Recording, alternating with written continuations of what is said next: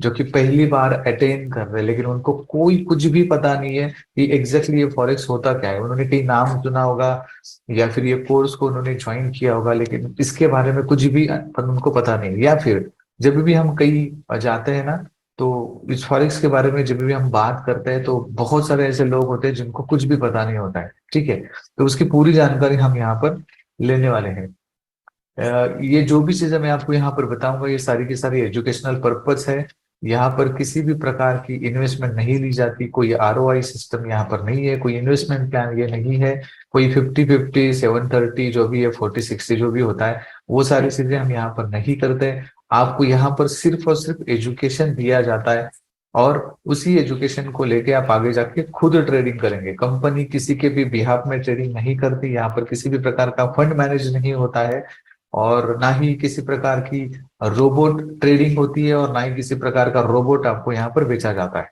ठीक है, तो ये अंडरस्टैंड कर लीजिए। अगर कोई स्नैपजेट इफेक्ट्स का नाम लेके आपको बताया, अगर कुछ चीजें बता रहा होगा कि नहीं ये स्नैपजेट इफेक्ट्स का रोबोट है, या फिर स्नैपजेट इफेक्ट्स इस तरह से फंड मैनेज करता है, आप हमें दे दो, हम स्नैपजेट इफेक्ट्स में काम करते हैं, अगर इस तरह का कोई भी कुछ भी अगर आप आपको कोई बोलता है और आप अगर उसमें फंस जाते हो, तो वो आपकी रिस्पॉन्सिबिलिटी है, क्योंकि कंपनी इस तरह की कोई भी एक्टिविटी नहीं करती है। इस चीज को अंडरस्टैंड कर लीजिए। ठीक है, ये सारी चीजें मैं इसलिए क्लियर कर रहा हूँ क्योंकि बहुत सारे लोग फंसते हैं, इधर अभी भी फंसते हैं, और बहुत सारे लोग ये सारी चीजों का फायदा लेते हैं, कुछ लोगों के अकाउंट मैनेज करने की कोशिश करते हैं, इनको कुछ पता नहीं होता है, और फिर अकाउंट जीरो होने के बाद ये लोग बोलते हैं कि नहीं आप ही का पर्सन था, कंपनी से ही था। तो इसलिए मैं ये सारी चीजें आपको पहले से ही क्लियर कर रहा हूँ। ठीक है, जैसे मैंने बात किया कि बहुत सारे लोगों को फॉरेक्स पता नहीं होता है। अभी जब पता नहीं है, तो फिर ये लोग क्या करेंगे, कैसे ट्रेडिंग ट्रेडिंग करेंगे आगे जाके, या फिर उनको कहाँ पर पता चल जाएगा। तो यहाँ पर इस स्नैपजेट यूनिवर्स के इस प्लेटफॉर्म के ऊपर आप उनको लेके आ सकते हो, और लेके आने के बाद यहाँ पर उनको ये अंडरस्टैंड हो जाएगा, या फिर वो अंडरस्टैंड हम उनको प्रॉपरली कराएंगे कि एग्जैक्टली फॉरेक्स होता क्या है। लेकिन उससे पहले जब भी हम किसी से इस फॉरेक्स मार्केट के बारे में बात करते हैं, तो हमें भी पता होना चाहिए कि एग्जैक्टली फॉरेक्स होता क्या है, क्योंकि जितने भी नए लोग यहाँ पर है, जब वो इस सेशन को अटेंड करेंगे, अटेंड करने के बाद जब भी वो किसी से बात करेंगे फॉरेक्स के बारे में, तो उनको उतना नॉलेज कम से कम आ चुका है कि वो लोगों से बात कर सकते हैं कि ये फॉरेक्स मार्केट इस प्रकार का होता है, यहाँ पर इस प्रकार की करेंसी ट्रेड की जाती है, कौन कौन सी करेंसी ट्रेड की जाती है, उसको हम आगे अंडरस्टैंड करेंगे। तो सबसे इंपॉर्टेंट बात कि हमें इस फॉरेक्स के बारे में पता होना चाहिए। ऐसे बहुत सारे लोग हैं मार्केट में जो कि आपके आउटसाइड में होंगे, फैमिली में होंगे, फ्रेंड्स होंगे, या फिर ऐसे बहुत सारे स्ट्रेंजर्स लोग आपको मिलेंगे जिनको इस मार्केट के बारे में कुछ भी पता नहीं है। अभी इस मार्केट के बारे में क्यों पता करना है, तो उसको भी हम आगे अंडरस्टैंड करेंगे। लेकिन पहले अंडरस्टैंड करते एग्जैक्टली फॉरेक्स होता क्या है। ऐसे बहुत सारे लोग हैं जिनको इस फॉरेक्स मार्केट के बारे में पता है, लेकिन उनको ये पता है कि फॉरेक्स का मतलब होता है फॉरेन एक्सचेंज। वो गलत नहीं है, वो एकदम परफेक्ट है, एकदम राइट है। फॉरेक्स का मतलब होता है फॉरेन एक्सचेंज। और यहाँ पर मैं आपको आगे बताऊंगा, यहाँ पर दो प्रकार की मार्केट रन होती है। एक होती है फॉरेन एक्सचेंज, जो ये लोग जानते हैं, जैसे कुछ फिगर्स, कुछ पिक्चर, जो पिक्चर आपको यहाँ पर शो हो रहा है, तो इसमें से हो सकते हैं हम भी हो, हमारे फ्रेंड्स हो, हमारी फैमिली हो। तो इन लोगों को ये पता है कि फॉरेक्स का मतलब होता है फॉरेन एक्सचेंज। ठीक है, ये फॉरेन एक्सचेंज क्या होता है उसको हम आगे अंडरस्टैंड करेंगे। और कुछ लोगों को लगता है कि, या फिर कुछ लोग ऐसे हैं जिनको लगता है कि फॉरेक्स का मतलब होता है कि हम यहाँ पर जो भी कंट्री की अलग अलग जो करेंसीज है वहां पर हम ट्रेडिंग कर सकते हैं। ठीक है, तो ये दो प्रकार के मार्केट है यहाँ पर, एक है फॉरेन एक्सचेंज, दूसरा है फॉरेक्स मार्केट, जहां पर हम ट्रेडिंग करने वाले, जिसके बारे में हम यहाँ पर अंडरस्टैंड करेंगे। फॉरेन एक्सचेंज क्या होता है, तो वो जैसे वो टॉपिक आएगा मैं आपको प्रॉपरली अंडरस्टैंड कराऊंगा। बहुत सारे ऐसे लोग होते हैं जिनको लगता है कि फॉरेक्स एक जुआ है या फिर एक सट्टा है। ठीक है, तो फॉरेक्स ना ही कोई जुआ है ना ही कोई सट्टा है, प्योरली एक कैलकुलेशंस है, और इसी कैलकुलेशंस के अकॉर्डिंग ये मार्केट चलता है। अभी ये कैलकुलेशंस में इसलिए बता रहा हूँ, जब भी हम एडवांस ट्रेनिंग लेंगे या फिर एक्सपर्ट ट्रेनिंग में जाएंगे, या फिर जब भी हमारा कंसेप्ट, स्मार्ट मनी कंसेप्ट का जो ट्रेनिंग स्टार्ट होगा, उस टाइम पे आपको अंडरस्टैंड हो जाएगा कि जहां पर वहां पर हम जो भी चीजें आपको बताते हैं, जैसे एग्जांपल के तौर पे बता रहा हूँ, सपोर्ट एंड रेजिस्टेंस होता है, सप्लाई एंड डिमांड होता है, उसके बाद में हम ट्रेंड लाइन की बात करते हैं, अलग अलग इंडिकेटर्स की बात करते हैं, तो उससे आपको ये अंडरस्टैंड हो जाएगा कि हाँ, मार्केट इसी लेवल पे नीचे भी आता है, इसी लेवल पे ऊपर भी जाता है, कुछ टाइम के बाद उस लेवल को तोड़ के भी ऊपर जाता है, या फिर नीचे अगर आता है तो उस लेवल को तोड़ के नीचे भी जाता है। ठीक है, ये मार्केट का बिहेवियर है, और इसी तरह से ये मार्केट हमेशा चलता रहेगा, और उसी मार्केट को या फिर इसी मार्केट को जो भी प्राइस की मूवमेंट होती है उसको अंडरस्टैंड करके हम आगे जाके ट्रेडिंग करने वाले हैं। ठीक है, तो ये होता है फॉरेक्स। तो ये कोई जुआ नहीं है, कोई सट्टा नहीं, it's purely mathematical calculation. What is forex exchange, या फिर what is forex and why we need foreign exchange. तो एग्जैक्टली फॉरेक्स होता क्या है और क्या हमें इसकी जरूरत है, तो क्या हम इसको डेली लाइफ में यूज कर रहे हैं नहीं कर रहे हैं, वो सारी चीजें आपको यहाँ पर बताई जाएगी। आगे बात करते हैं। जैसे मैंने आपको बताया, बोला कि क्या ये हमारी डेली लाइफ में यूज होता है, तो 100% फॉरेक्स या फिर फॉरेन एक्सचेंज का जो जो फॉरेन एक्सचेंज है वो हमारे डेली लाइफ में यूज होता है। कैसे यूज होता है उसको हम अंडरस्टैंड करेंगे।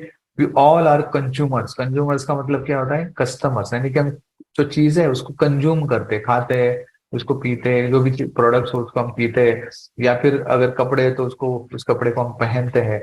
तो इस तरह से हम क्या करते हैं, अलग अलग चीजों को यूज करते हैं, यानी कि कंज्यूम करते हैं। तो वी ऑल आर क्या है, हम सारे कंज्यूमर्स हैं, यानी कि कस्टमर्स है।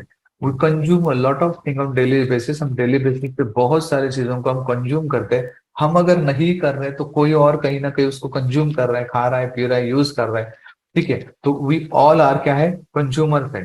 तो let us know about the relation between consumption and forex. तो ये कंजप्शन की जो मैं बात कर रहा हूँ आपको, खाने पीने की या फिर यूज करने की, इसका और फॉरेक्स का क्या रिलेशन हो सकता है, वो थोड़ा यहाँ पर हम अंडरस्टैंड करेंगे। ये सारे एग्जांपल्स में जो आपको बता रहा हूँ यहाँ पर, ये आपके अंडरस्टैंडिंग के लिए, तो इसको आप अंडरस्टैंड करो, ताकि आपको ये समझ में आए कि ये फॉरेक्स एग्जैक्टली होता क्या है। ठीक है, तो यहाँ पर क्या दिया हुआ है, एंजॉइंग रिलैक्स लाइफ। हम जो है वो डेली लाइफ में या फिर हमारी लाइफ में बहुत क्या करते हैं, लाइफ को रिलैक्स लाइफ हम जी रहे हैं, या फिर लाइफ को एंजॉय कर रहे हैं। अब ये क्यों मैं बता रहा हूँ, क्योंकि हर एक के लाइफ में कुछ ना कुछ प्रॉब्लम है, लेकिन फिर भी अब ये रिलैक्स लाइफ की बात यहाँ पर इसलिए हो रही है कि ऐसे बहुत सारे प्रोडक्ट है जो हम डेली बेसिस पे यूज करते हैं, लेकिन उसको लाने के लिए या फिर उसको लेने के लिए मुझे कहीं और जाना नहीं पड़ता है। वो मेरे लिए यहाँ पर, जहां पर मैं घर में बैठा हूँ वहां पर वो अवेलेबल हो जाती है, या फिर जैसे मैं बाहर जाता हूँ तो वो मार्केट में मेरे लिए अवेलेबल हो जाती है। ऐसी कौन सी चीजें हैं जो इस फॉरेन एक्सचेंज में, फॉरेन एक्सचेंज के साथ रिलेट करती है और वो हमारे साथ भी रिलेट करती है, तो उसको हम यहाँ पर क्या करेंगे, अंडरस्टैंड करेंगे। इसके लिए मैं एक सिंपल सा एग्जांपल आपको दूंगा। जैसे कि अगर कोई भी चीज मुझे चाहिए, जैसे हम ऑनलाइन ट्रांजैक्शन करते हैं, मुझे अगर कोई प्रोडक्ट चाहिए, जैसे एग्जांपल लेते हैं, मुझे एक हाई क्वालिटी वाला, ब्रांडेड और बेस्ट क्वालिटी वाला मुझे क्या चाहिए, एक लैपटॉप चाहिए। और हम हमें पता चला कि अमेजोन के ऊपर या फिर जो भी अलग अलग वेबसाइट्स होती है जहाँ पर ये सारे प्रोडक्ट्स अवेलेबल होते हैं, वहां से मैं उसको क्या करना करना चाहता हूँ, खरीदना चाहता हूँ। लेकिन ये प्रोडक्ट जो है वो इंडिया में अवेलेबल नहीं है। वो कहाँ पर अवेलेबल है, वो यूएस में अवेलेबल है या फिर अमेरिका में अवेलेबल है। तो उसका जो भी चार्जेस होगा वो देने के लिए मैं तैयार हूँ, लेकिन मुझे उसको बाय करना है। तो हम जब भी बाय करेंगे तो क्या होगा, उसको हम ऑनलाइन बाय कर सकते हैं। अभी ऑनलाइन बाय करके वो सारा वो जो प्रोडक्ट है वो मेरे लिए यहाँ पर अवेलेबल हो जाएगा। जो भी उसका एक्स्ट्रा चार्जेस जो भी है XYZ, तो उसको मैं देने के लिए तैयार हूँ, तो वो मेरे लिए अवेलेबल हो जाता है।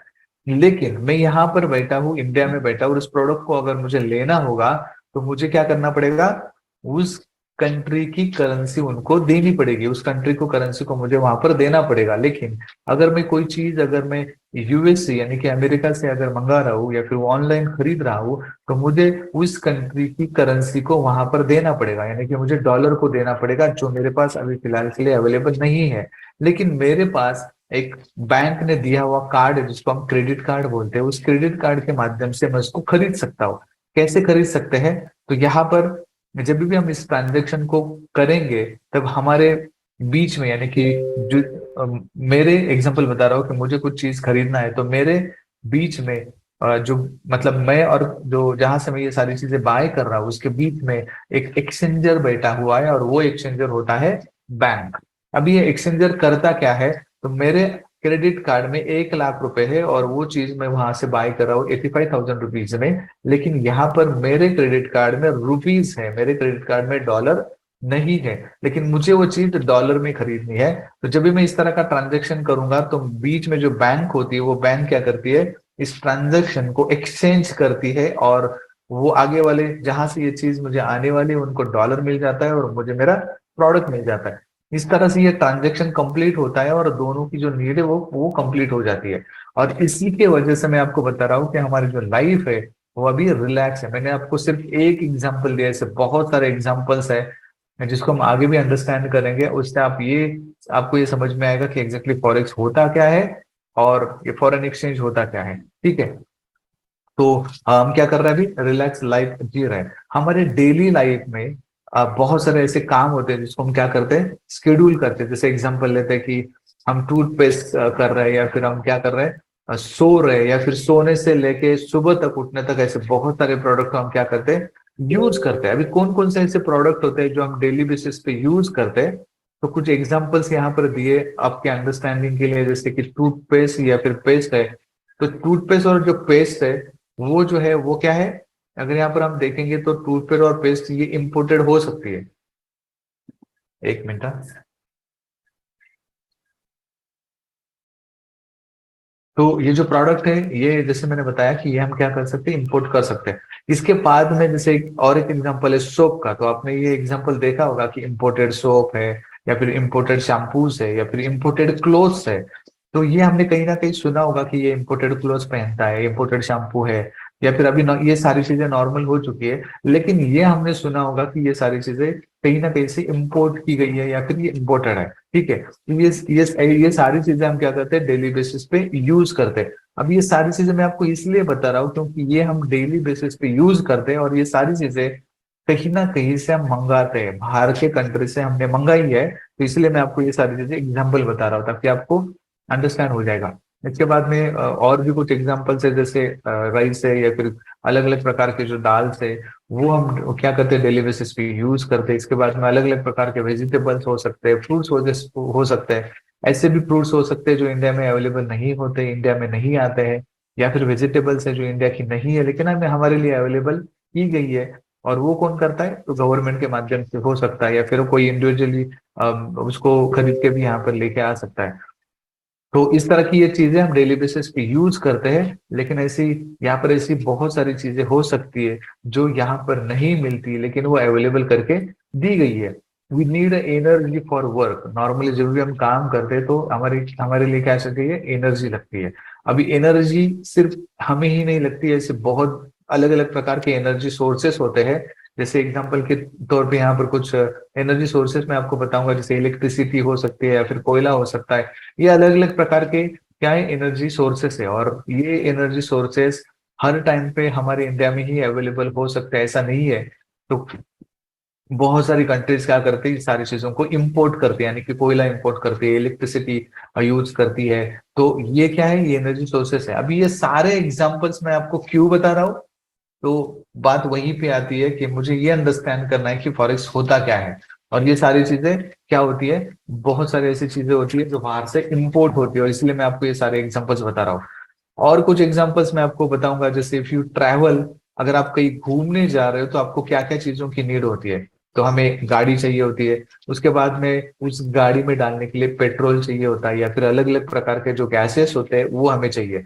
अभी ये जो गाड़ी की मैं बात कर रहा हूँ तो ये इम्पोर्टेड हो सकती है। टेस्ला की अगर बात करें तो टेस्ला कार कहाँ की है, बाहर की है।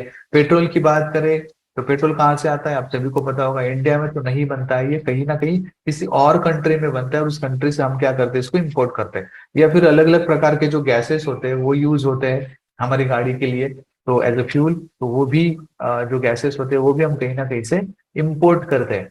तो जो हम एक ही चीज मैं आपको बार बार बता रहा हूँ, इम्पोर्ट करते हैं यानी कि बाहर के कंट्री से मंगाते हैं। और जब भी इस तरह के कंट्री से हम मंगा रहे हैं तो क्या ये सारी चीजें हमारे लिए फ्री होती है, या फिर क्या वो सारी चीजें गवर्नमेंट वहां से फ्री लेके आ रहा है, उसके बारे में भी अंडरस्टैंड करेंगे।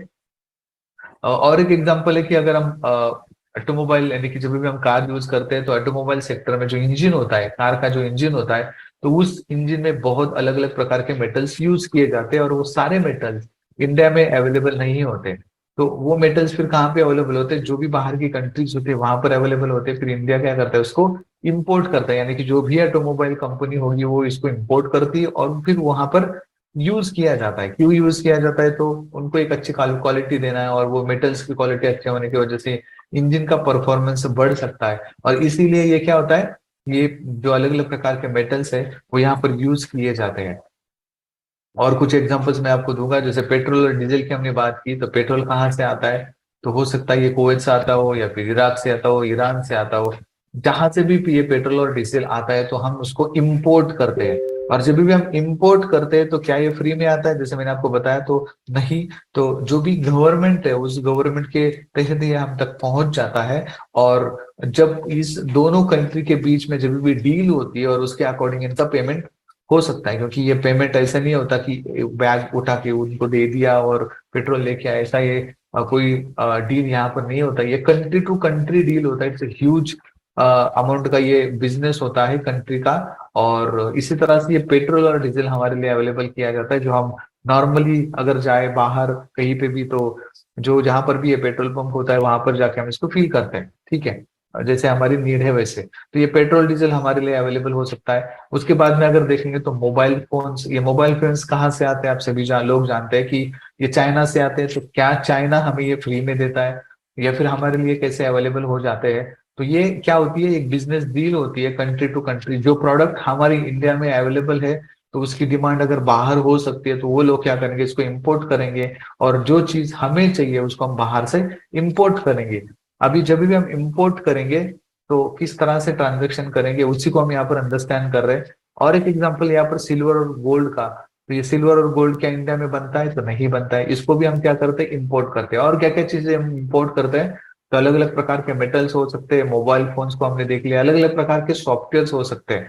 तो जैसे अगर सॉफ्टवेयर कंपनीज में कोई अगर काम कर रहा है, या फिर एनिमेशन इंडस्ट्री में कोई काम कर रहा है, तो वहां पर बहुत अलग अलग प्रकार के सॉफ्टवेयर यूज होते हैं। और ये सारे सॉफ्टवेयर जो है वो हम क्या करते हैं, एक तो ऑनलाइन बाय करते हैं, या फिर उसको नॉर्मली देखा जाए तो ऑनलाइन ही बाय करते हैं। कुछ सॉफ्टवेयर के नाम मैं आपको यहाँ पर बताऊंगा, जैसे PHP, .NET, SQL server, MySQL, jQuery, Oracle, और भी बहुत सारे सॉफ्टवेयर है। आपने सुना होगा C++, जावा, ये सारे सॉफ्टवेयर जो होते हैं ना, ये क्या करते हैं, हम बाहर से इंपोर्ट करते हैं, यानी कि उसको खरीदते हैं, उसका लाइसेंस वर्जन हम खरीदते हैं। वही अगर एनिमेशन की बात की तो वहां पर भी बहुत अलग अलग प्रकार के सॉफ्टवेयर होते हैं। अगर वीडियो एडिटिंग की बात की तो आफ्टर इफेक्ट्स होता है, फाइनल कट प्रो होता है, एडोब प्रीमियर होता है। ये सॉफ्टवेयर हम क्या करते हैं, बाहर से मतलब ऑनलाइन खरीदते हैं। लेकिन क्या ये सॉफ्टवेयर इंडिया में बने हैं? तो नहीं, ये किसी ना किसी कंट्री के, यानी कि एग्जांपल लेते हैं US के, तो वहां से हम इसको क्या कर रहे हैं, डॉलर में खरीद रहे हैं। ठीक है। तो एनिमेशन के सॉफ्टवेयर की बात करें तो जैसे आपने सुना होगा कि 3D मैक्स हो सकता है, माया हो सकता है, ये अलग अलग एनिमेशन सॉफ्टवेयर है। वो क्या करते हैं, हम खरीद लेते हैं और उसका यूज करते हैं। तो कहने का मतलब क्या है कि यहाँ पर ऐसी बहुत सारी चीजें हैं जो हम क्या कर रहे हैं, बाहर से इंपोर्ट कर रहे हैं। कुछ एग्जांपल्स और है यहाँ पर, जैसे फाइटर प्लेन्स को आप सभी लोग जानते हैं, जो कि हमारे एयरफोर्स में यूज किया जाता है लड़ाई के टाइम पे। जब भी वॉर होता है तब ये यूज किया जाता है। और ये सारे जो फाइटर प्लेन्स ये कहाँ से आते हैं? तो हो सकता है ये रसिया से आ रहे हैं, जापान से आ रहे हैं, जर्मनी से आ रहे हैं, US से आ रहे हैं। तो कुछ ना कुछ डील वहां पर होती होगी, और इसी डील के अकॉर्डिंग ये सारे बिजनेस चलते हैं। या फिर अगर सैटेलाइट की बात करें तो इस सैटेलाइट में बहुत ऐसे इलेक्ट्रिक पार्ट हो सकते हैं, इलेक्ट्रॉनिक पार्ट हो सकते हैं, अलग अलग प्रकार के मेटल्स हो सकते हैं जो यूज होते हैं और जो इंडिया में नहीं बनते, तो हम उसको क्या करते हैं, इम्पोर्ट करते हैं। तो जब भी हम इंपोर्ट की बात कर रहा हूँ मैं, अभी तक जो भी चीजें मैंने आपको यहाँ पर बताई सारी चीजें हम इंपोर्ट कर रहे हैं। और जब भी हम इंपोर्ट कर रहे हैं तो हम वहां पर क्या करते हैं, उस कंट्री के करेंसी को पे करते हैं। अभी अगर मैं कुछ US से मंगा रहा हूँ चीजें, तो जैसे मैंने सॉफ्टवेयर की बात की, तो मैंने सॉफ्टवेयर खरीदा, तो वो मुझे, अगर मैं US से खरीद रहा हूँ तो मुझे उनको डॉलर देना पड़ेगा। वैसे अगर कोई और कंट्री होगी, जैसे यूरोप है, तो मुझे यूरो देना पड़ेगा। अगर मैं कोई चीज अगर UK से यानी कि लंदन से मंगा रहा हूँ तो मुझे पाउंड देना पड़ेगा। तो वहां पर हमें उस कंट्री की करेंसी देनी होती है, वहां पर हमारा इंडियन रुपी से नहीं चलेगा, क्योंकि ये हमारी कंट्री की करेंसी है, वो UK और US की कंट्री की करेंसी नहीं है। तो मुझे वहां पर क्या देना पड़ेगा, अगर मैं US से कोई चीज को मंगा रहा हूँ या फिर उनके साथ में अगर मैं डील कर रहा हूँ, तो मुझे वहां पर डॉलर ही देना पड़ेगा। ठीक है। और ये डॉलर हम किस तरह से देंगे, तो जो भी बीच में जो एक्सचेंजर्स होते हैं बड़े बड़े, उसी के अकॉर्डिंग ये क्या होता है, ट्रांजेक्शन कंप्लीट होता है। इसका और एक एग्जांपल मैं आपको यहाँ पर बताऊंगा। जैसे अब अगर हम कहीं ट्रैवल करने जा रहे हैं, ट्रैवल का मतलब हम एंजॉय करने के लिए जा रहे हैं, घूमने जा रहे हैं, यूरोप जा रहे हैं, स्विट्जरलैंड जा रहे हैं घूमने के लिए। तो जब भी हम इस तरह से घूमने के लिए जाएंगे, तो जब हम घूमने जाते हैं तो वहां पर हमें क्या करना पड़ेगा, हमें पैसा लेके जाना पड़ेगा, क्योंकि हमें तो ट्रैवल भी करना है, एंजॉय भी करना है, शॉपिंग भी करनी है, वहां पर कुछ खाना होगा, तो मुझे पैसे लगेंगे। तो क्या अगर मैं वहां पर जा रहा हूँ, एग्जाम्पल लेते हैं कि हम जापान जा रहे हैं या फिर स्विट्जरलैंड जा रहे हैं या फिर यूरोप जा रहे हैं घूमने के लिए, तो क्या ये इंडियन रुपीज वहां पर यूज होगा? तो ये इंडियन रुपीज वहां पर यूज नहीं होगा। तो मुझे क्या करना पड़ेगा?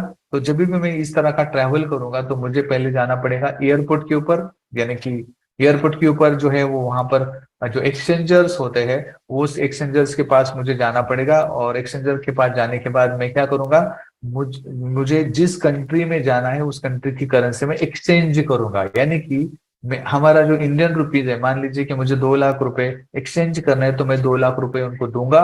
और उसके बाद में मुझे वहां पर क्या मिलेगा, अगर मैं यूएस जा रहा हूँ तो डॉलर लेके जाना पड़ेगा। तो हो सकता है वो 2 लाख रुपए के बाद 2200 2300 डॉलर मुझे मिल जाएंगे, और उसको फिर मैं जाके वहां पे क्या कर सकता हूँ, खर्च कर सकता हूँ, या फिर मैं जो भी मुझे वहां पर शॉपिंग करनी है, जो भी करना है, तो मैं कर सकता हूँ। इसके बाद में अगर यूरोप में जाए तो यूरो लगेगा, जापान में जाएंगे तो जापान की जो एन करेंसी वो लगेगी। यानी कि जिस भी कंट्री में हम जाएंगे उस कंट्री की करेंसी को मुझे वहां पर देना पड़ेगा, क्योंकि उस कंट्री में वही करेंसी यूज होती है, हमारी करेंसी वहां पर यूज नहीं होती है। और ये जो करेंसी एक्सचेंज होता है जिसको हम क्या बोलते हैं, फॉरेक्स बोलते हैं। मान लेते कि आप अगर यूएस जाके घूम के आ गए और आपके पास में अभी भी डॉलर बचे हैं, तो वो डॉलर आप वापस कहाँ पे देंगे? तो एक्सचेंजर में जाएंगे, वापस एयर के ऊपर, वहां पर हम देंगे और उस करेंसी को हम एक्सचेंज करेंगे। और उसी करेंसी एक्सचेंज को हम क्या बोलते हैं, फॉरेक्स बोलते हैं। Forex also known as foreign exchange और एफएक्स ट्रेडिंग। जैसे मैं फॉरेन एक्सचेंज की बात कर रहा तो वो जो फॉरेन एक्सचेंज है, जैसे बड़ी बड़ी जो डील होती है थ्रू गवर्नमेंट, तो ये फॉरेन एक्सचेंज अलग हो गया। और जिस फॉरेक्स मार्केट की हम यहाँ पर बात कर रहे हैं, तो हम उसी कंट्री की जो करेंसी है, जो कि मेजर कंट्रीज है और जो बहुत बड़ी बड़ी और डेवलप कंट्रीज है, उसी कंट्री के करेंसी में हम यहाँ पर ट्रेडिंग करने वाले हैं। यानी कि हम इसको बाय और सेल करके उसमें से प्रॉफिट जनरेट करने वाले। It is the conversation of one currency into another. ठीक है, एक करेंसी दूसरे करेंसी के साथ क्या करते हैं, हम कन्वर्ट करते हैं। It is one of the most actively trader market in the world. It has daily trading volume is $6.6 trillion. आप इमेजिन कर सकते हो कि ये मार्केट इतना बड़ा है, इट्स ग्लोबल मार्केट।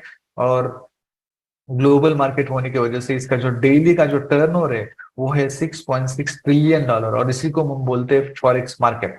आगे जब वाई फॉरेक्स आएगा तब आपको अंडरस्टैंड हो जाएगा कि ये कौन कौन सी करेंसीज यहाँ पर होती है और कौन कौन सी करेंसीज में हम यहाँ पर ट्रेड कर सकते हैं, जिसमें से हम प्रॉफिट जनरेट कर सकते हैं।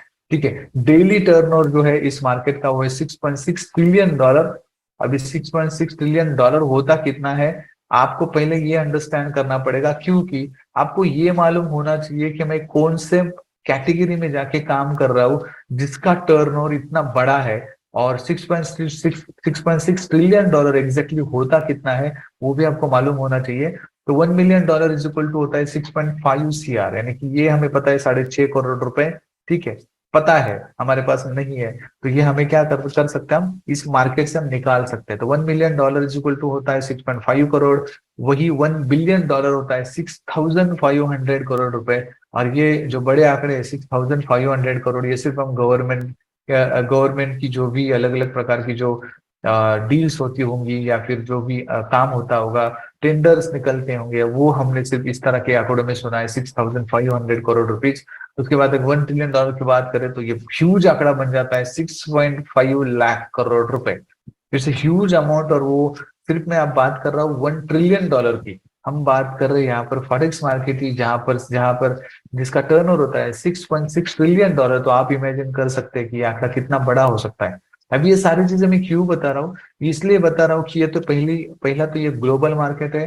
ग्लोबल मार्केट होने की वजह से इसका जो टर्नओवर है वो इट्स ह्यूज टर्नओवर है। और इसी टर्नओवर के माध्यम से या फिर इसी टर्नओवर में से हमें क्या करना है, थोड़ा सा प्रॉफिट निकालना है, जो कि हमारी लाइफ को पूरा सेट कर सकता है। लेकिन वो प्रॉफिट कब निकलेगा, जब हम उस फॉरेक्स को प्रॉपरली अंडरस्टैंड करेंगे, इसको सीखेंगे, उसके बाद में ये सारी चीजें हो सकती है। और इसको क्या बोलते हैं हम, this is a forex market. क्योंकि ये मार्केट, जैसे मैंने आपको बताया, ह्यूज यहाँ पर लिक्विडिटी तैयार होती है, ह्यूज ट्रेडिंग वॉल्यूम यहाँ पर जनरेट होता है, जिसकी वजह से इसका प्रॉफिट भी ह्यूज होगा। और वो प्रॉफिट हमारी लाइफ क्या कर सकता है, चेंज कर सकता है। अभी इस मार्केट को थोड़ा सा अंडरस्टैंड करते हैं, फॉरेक्स मार्केट को। आगे भी मैं आपको कुछ पॉइंट्स हैं जिसको मैं आपको बताने वाला हूँ, लेकिन यहाँ पर अगर अगर हम देखेंगे तो इस मार्केट में वोलेटिलिटी बहुत बड़े लेवल पे होती है। अभी वोलेटिलिटी का मतलब क्या होता है, जो भी प्राइस का जो मूवमेंट होता है वो ह्यूज होता है, बहुत बड़े लेवल पे होता है, फास्ट होता है, जिसको हम बोलते हैं वोलेटिलिटी। मतलब जब भी इस तरह की वोलेटिलिटी आती है तो बड़ी बड़ी स्पाइक्स जनरेट होती है, कैंडल बहुत बड़ी बड़ी जनरेट होती है या फिर तैयार होती है। तो ये जो वोलेटिलिटी होती है या फिर लिक्विडिटी जो होती है, लिक्विडिटी का मतलब होता है कि उस मार्केट में बहुत बड़े लेवल पे ट्रेडर्स आते हैं, वहां पर क्या करते हैं, बहुत बड़े लेवल बाय भी करते हैं, सेल भी करते हैं, यानी कि ट्रांजेक्शन होता है। और वो जो ट्रांजेक्शन होता है उसकी वजह से इसकी जो लिक्विडिटी है इस मार्केट की वो हाई हो जाती है।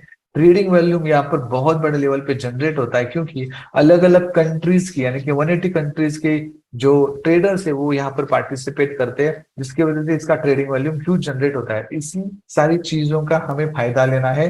जब जब इस मार्केट में इस तरह का मूवमेंट होता है उस टाइम पे हमें ट्रेड करना है, और ट्रेड करके प्रॉफिट बुक करके उस मार्केट से बाहर होना है। ठीक है, इस तरह की चीजें अगर हम करेंगे तो इसमें से बहुत अच्छा खासा प्रॉफिट हम निकाल सकते हैं। ये सारी चीजें हम आगे क्या करने वाले हैं, सीखने वाले हैं। तो आई होप ये एग्जैक्टली फॉरेक्स होता क्या है आपको अंडरस्टैंड हुआ होगा, कि एग्जैक्टली फॉरेक्स किस तरह का होता है, किस तरह से यहाँ पर डीलिंग होती है, और किस तरह से हम यहाँ से आगे जाके अंडरस्टैंड करेंगे कि प्रॉफिट कैसे निकाल सकते हैं। ठीक है, तो इसमें ट्रेडिंग करके जैसे मैंने आपको बताया ह्यूज प्रॉफिट हम निकाल सकते हैं। ये बहुत बड़ी अपॉर्चुनिटी हमारे लिए, लेकिन करना क्या होगा, सीखना पड़ेगा। जब तक हम सीखेंगे नहीं तब तक इसमें से प्रॉफिट नहीं निकाल सकते।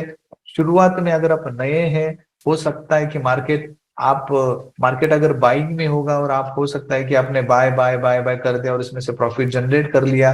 लेकिन एक टाइम ऐसा भी आ सकता है कि आपका जो डिसीजन होगा, यानी कि जो आप ऐसे ही अंदाजा लगा रहे हो, तो वो गलत होगा, जिसकी वजह से ह्यूज लॉसेस आपको यहाँ पर हो सकते हैं। मैंने ऐसे बहुत सारे लोग देखे जिन्होंने $1000 डाले, फिर उसको 10,000 बनाया, 20,000 बनाया, 30,000 भी बनाया। लेकिन ये उस टाइम पे बनाया जब उन्होंने जो भी ट्रेड किया होगा वो उनके फेवर में आया होगा। तो उस तरह से इन्होंने तो बनाया, लेकिन आगे जाके इसी सारे पेमेंट को उन्होंने जीरो भी किया है। बिकॉज ऑफ, क्यों, because of lack of knowledge. तो नॉलेज हमें लेना बहुत इंपॉर्टेंट है, सीखना बहुत इंपॉर्टेंट है। अभी सीखना इंपॉर्टेंट क्यों होता है, इस एग्जाम्पल के माध्यम से हम अंडरस्टैंड करेंगे। हम अगर देखा जाए तो हमारे आसपास में, हमारे घर में बहुत सारे ऐसे बच्चे होंगे जो डॉक्टर्स हो सकते हैं, या फिर इंजीनियर्स हो सकते हैं, डॉक्टर्स हो सकते हैं। अभी ये डॉक्टर या इंजीनियर बनने के लिए इन्होंने बहुत बड़ा टाइम स्पैन दिया है। मतलब क्या, कि इस एजुकेशन को लेने के लिए इन्होंने 7 to 8 ईयर स्पेंड किए हैं। यानी कि अगर मैं इंजीनियरिंग में जा रहा हूँ तो इंजीनियरिंग मेरा 4 साल का होता है, उसके बाद में फिर वापस अगर मुझे हायर क्वालिफिकेशन लेना होगा तो फिर और 2 साल। तो इस तरह से इन्होंने क्या किया है, सीखने के लिए बहुत बड़ा टाइम दिया है। अगर इस तरह से जब हायर एजुकेशन लेते हैं तो जब भी आप देखोगे तो इनका जब भी जॉब लगता है, वो जब भी जॉब करते हैं तो इनका अच्छा खासा जॉब उनको मिल जाता है। इसका रीजन क्या होता है, इसका रीजन होता है उनका एजुकेशन। और ये एजुकेशन जैसे वो लेते हैं वैसे ही वो अगर बाहर जाएंगे तो उनको उतना बड़ा सैलरी नहीं मिलेगा। तो वो क्या करते हैं, कहीं ना कहीं प्रैक्टिस करते हैं, और प्रैक्टिस करने के बाद जब वो कॉन्फिडेंट हो जाते हैं उसके बाद में वो क्या करते हैं, एक अच्छी खासी पोस्ट पे जा सकते हैं, या फिर एक अच्छी खासी सैलरी उनको मिल सकती है। मैं ये एग्जाम्पल आपको इसलिए दे रहा हूँ क्योंकि मैं यहाँ पर बात कर रहा हूँ एजुकेशन की।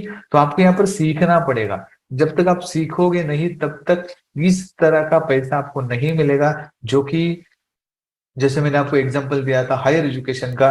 तो वो हायर एजुकेशन लेने के बाद आपको प्रैक्टिस भी करना पड़ेगा, और प्रैक्टिस करने के बाद फिर वो इनकम आपको यहाँ पर जनरेट हो सकता है। जैसे ही वैसे ही फॉरेक्स में भी आपको एजुकेशन लेना पड़ेगा। एजुकेशन लेने के बाद आपको प्रैक्टिस करनी पड़ेगी, और प्रैक्टिस करने के बाद आप यहाँ से बहुत बड़ा प्रॉफिट जनरेट कर सकते हो। इस प्रैक्टिस करना है मतलब क्या, कि हमें सीखना है मतलब हमें टेक्निकल एंड फंडामेंटल नॉलेज इस मार्केट के बारे में लेना पड़ेगा, कि ये मार्केट किस तरह से बिहेव करता है, ये मार्केट में किस तरह से प्राइस की मूवमेंट होती है, ये मूवमेंट क्यों हुई, तो ये सारी चीजें हम यहाँ पर क्या करने वाले, सीखने वाले हैं और आपको सिखाने वाले हैं। ठीक है, और ये जब आप प्रॉपरली अंडरस्टैंड करोगे, सीखोगे, तो ह्यूज प्रॉफिट आप इसमें से निकाल सकते हो। लेकिन अगर आप विदाउट नॉलेज के साथ अगर इस मार्केट में जाओगे तो आपका बहुत बड़ा लॉसेस यहाँ पर हो सकता है। यहाँ पर कुछ मेंशन किया है कि 80% पीपल फेसिंग लॉसेस। क्यों? क्योंकि अधूरा नॉलेज। उनको लगता है कि ये मार्केट में से पैसा निकालना बहुत इजी है, और फिर वो क्या करते हैं इस तरह से, जब विदाउट नॉलेज ट्रेडिंग करते हैं तो बहुत बड़े लॉसेस इनको सहन करने पड़ते हैं। तो वो लॉसेस हमें नहीं करने हैं। हमें क्या करना है, प्रॉपर एजुकेशन के साथ में यहाँ पर ट्रेडिंग करना है, और उस ट्रेडिंग के बाद आप यहाँ से ह्यूज प्रॉफिट 100% जनरेट कर सकते हो। प्रॉपर नॉलेज अगर आपके पास में है तो आपको कोई प्रॉब्लम नहीं है। लेकिन अगर विदाउट नॉलेज जाते हैं तो आपके लॉसेस हो सकते हैं। तो ये हमारा पहला चैप्टर यहाँ पर खत्म हो गया, व्हाट इज फॉरेक्स। तो हमने दो प्रकार के मार्केट के बारे में यहाँ पर अंडरस्टैंड किया। एक होता है फॉरेन एक्सचेंज, जो कि कंट्री टू कंट्री हो सकता है, इंडिविजुअल भी हो सकता है। नॉर्मल बेसिस पे जो भी हम प्रोडक्ट को खरीदते हैं, ऑनलाइन खरीदते हैं, तो ये फॉरेन एक्सचेंज ही हो गया। या फिर जैसे मैंने दूसरे मार्केट की बात की, तो जो भी अलग अलग मेजर कंट्रीज है जो मैं आपको इस वाई फॉरेक्स में बताने वाला हूँ, तो उस मेजर कंट्रीज की जो करेंसीज होती है, तो उस करेंसीज में हम यहाँ पर क्या करने वाले, ट्रेडिंग करने वाले। तो ये दो प्रकार की मार्केट है, और हम फॉरेक्स मार्केट में हम ट्रेडिंग करेंगे, यानी कि जो मेजर करेंसीज है, मेजर कंट्रीज की जो करेंसीज है, वहां पर हम ट्रेडिंग करेंगे। चलो अंडरस्टैंड करते हैं कि ऐसे कौन कौन सी कंट्रीज यहाँ पर पार्टिसिपेट करती है, और इसके साथ साथ हमें ये फॉरेक्स क्यों करना चाहिए, इसको हम यहाँ पर अंडरस्टैंड करेंगे। तो वाई फॉरेक्स ट्रेडिंग सबसे इंपॉर्टेंट होता है कि मुझे फॉरेक्स क्यों करना चाहिए। तो जैसे मैंने आपको शुरुआत में बताया था, इसका टर्नओवर के बारे में मैंने आपको बताया था। तो पहली बात, यहाँ पर ये मार्केट जो है वो सबसे बड़ा फाइनेंशियल मार्केट है, जिसमें डेली बेसिस पे $1 ट्रिलियन का ट्रांजैक्शन होता है। यानी कि ट्रांजैक्शन मतलब डेली, जो डेली उसका जो टर्नओवर है वो है $6.6 trillion. It is the most liquid, इसमें सबसे ज्यादा लिक्विडिटी होती है। लिक्विडिटी का मतलब क्या होता है, मतलब लिक्विडिटी का मतलब ये होता है कि इसमें सबसे ज्यादा ट्रांजैक्शन होते हैं, यानी कि बहुत सारे जो बड़े बड़े इन्वेस्टर्स होते हैं वो यहाँ पर ट्रेडिंग करते हैं, यानी कि पैसे डालते हैं, निकालते हैं। सेंट्रल बैंक्स यहाँ पर ट्रेडिंग करती है, जो भी अलग अलग कंट्रीज के जो सेंट्रल बैंक है, कमर्शियल बैंक्स यहाँ पर ट्रेडिंग करती है। अलग अलग कंट्रीज की जो गवर्नमेंट होती है वो यहाँ पर ट्रेडिंग करती है। और उसके बाद में रिटेल ट्रेडर्स, यानी हमारे जैसे जो ट्रेडर्स होते हैं, वो यहाँ पर ट्रेडिंग करते हैं, जिसके वजह से इसका जो वॉल्यूम होता है, ट्रेडिंग वॉल्यूम जो होता है वो ह्यूज बनता है। और इसी का हमें क्या करना है, फायदा लेना है। जैसे मैंने आपको बताया, ये सारी चीजें मैंने ऑलरेडी आपको बताई, जैसे कौन कौन यहाँ पर इस मार्केट में पार्टिसिपेट करता है, आप देख सकते हो। सेंट्रल बैंक यहाँ पर पार्टिसिपेट करता है, कमर्शियल बैंक यहाँ पर पार्टिसिपेट करती है, गवर्नमेंट की मैंने बात की, ट्रेडर्स यानी हमारे जैसे ट्रेडर्स, इन्वेस्टमेंट फंड्स, यानी कि जो भी म्यूचुअल फंड आप देख रहे होंगे, या फिर जो अलग अलग प्रकार के फंड होते हैं, इंश्योरेंस होता है, या फिर अगर एलआईसी की बात करें, एग्जांपल के तौर पे बता रहा हूँ कि एलआईसी क्या करती है, आपका जो फंड होता है वो भी ट्रेडिंग में ही लगाती है, वहां से ह्यूज प्रॉफिट जनरेट करते हैं, और उसके बाद में जो भी प्रॉफिट होता है हमारा, वो हमें प्रोवाइड करती है, जो भी हो 10 साल 20 साल के बाद में। तो इस तरह के हो सकते हैं। उसके बाद में जो अलग अलग प्रकार के जो इन्वेस्टर्स होते हैं, हाई स्किल इन्वेस्टर्स होते हैं, वो यहाँ पर आते हैं। अलग अलग प्रकार के कॉर्पोरेशन यहाँ पर आते हैं, और जो क्या करते हैं, यहाँ पर ट्रेडिंग करते हैं। तो आप देख सकते हो कि यहाँ पर सभी लोग यहाँ पर पार्टिसिपेट करते हैं, जिसकी वजह से इसका वैल्यू इतना जनरेट होता है। वही अगर हम अलग अलग कंट्रीज की जो स्टॉक मार्केट होती है, जैसे हमारा इंडिया का भी स्टॉक मार्केट है, उसको अगर यहाँ पर देखेंगे तो फॉरेक्स मार्केट ये बहुत बड़ा मार्केट है। और स्टॉक मार्केट का अगर हम टर्नओवर देखेंगे, 22.4 बिलियन, 18.4 बिलियन, 7.5 बिलियन, और हमारे इंडिया का I think 4 point something billion है। तो कहने का मतलब यह है कि आप देखोगे तो स्टॉक मार्केट के आगे फॉरेक्स मार्केट बहुत बड़ा मार्केट है। मैं ये नहीं बोल रहा हूँ कि स्टॉक मार्केट में आपको ट्रेडिंग नहीं करनी है, मैं आपको ये बता रहा हूँ कि ये मार्केट सबसे बड़ा है, जिससे हम क्या कर सकते हैं, सीख कर इसका प्रॉपर नॉलेज लेके हम इसमें से ह्यूज प्रॉफिट निकाल सकते हैं।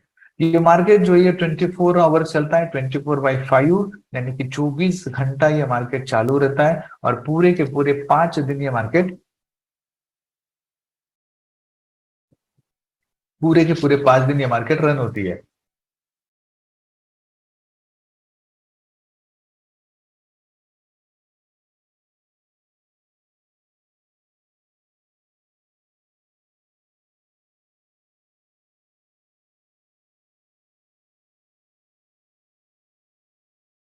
ये पूरे 5 दिन हम यहाँ पर प्रॉफिट भी हम निकाल सकते हैं, सारी चीजें मेंटेन करके। जैसे मैंने आपको बताया कि 24 आवर्स का आप ट्रेडिंग कर सकते हो। तो बहुत ऐसे लोग होते हैं जिनको टाइमिंग की प्रॉब्लम होती है, वो करना तो चाहते हैं, ट्रेडिंग करना चाहते हैं, सीखना चाहते हैं, लेकिन ये कहीं ना कहीं बिजी है, जिसकी वजह से ये ट्रेडिंग नहीं कर पाते। तो वो लोग यहाँ पर ट्रेडिंग कर सकते हैं, क्योंकि यहाँ पर टाइमिंग जो है इस मार्केट की वो है 24 आवर्स, और पूरे के पूरे 5 दिन चलता है।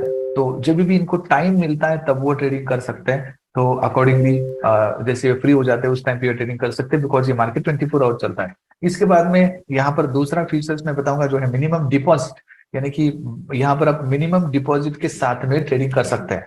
मैंने ऐसे बहुत सारे लोग देखे जिन्होंने $20 $50 डाले थे, और उन्होंने अभी उसको $1000 बनाया, $2000 बनाया, ठीक है।